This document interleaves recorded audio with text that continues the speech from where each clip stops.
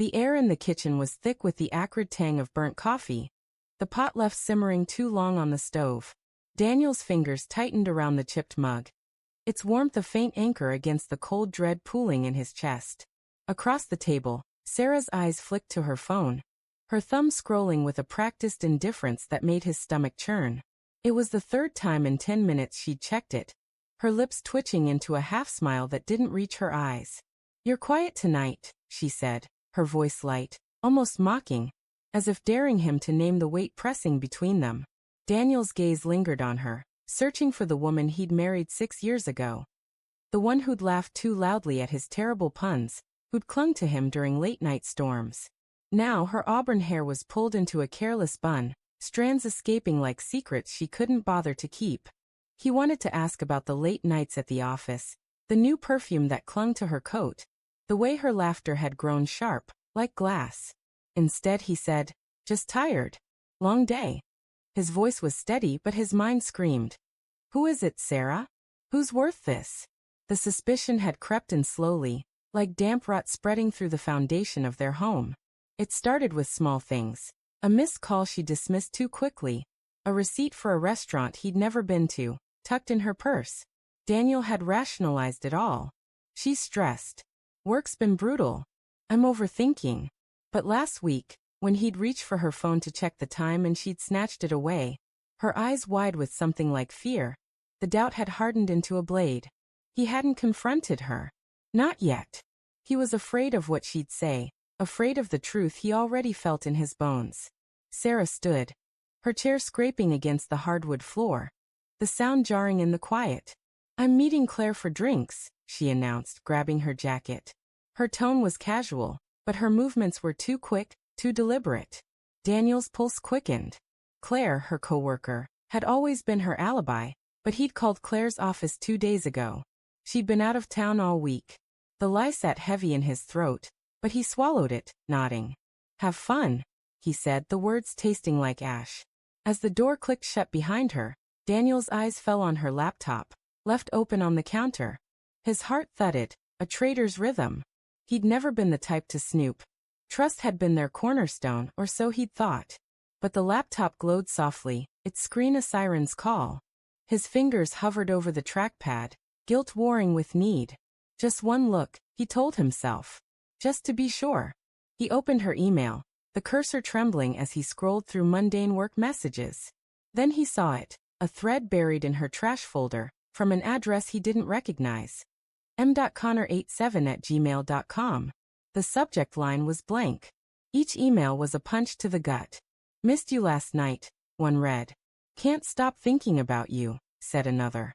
The words were intimate, reckless, alive with a passion Sarah hadn't shown him in years. Daniel's breath hitched as he read further, the timestamp stretching back months.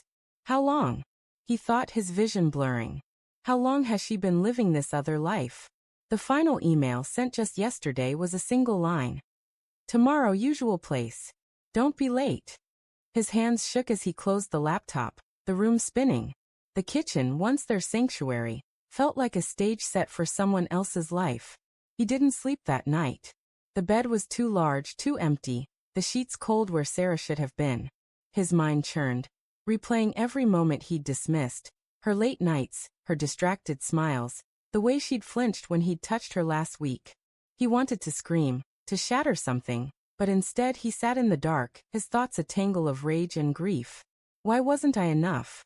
The question clawed at him, raw and relentless. He loved her. God, he still loved her. But the betrayal was a wound that bled trust with every heartbeat. By morning, Daniel had made a decision. He called their bank, his voice steady as he froze their joint accounts. "Fraud concern," he told the clerk, the lie bitter but necessary. He wasn't ready to confront her, not yet, but he needed control.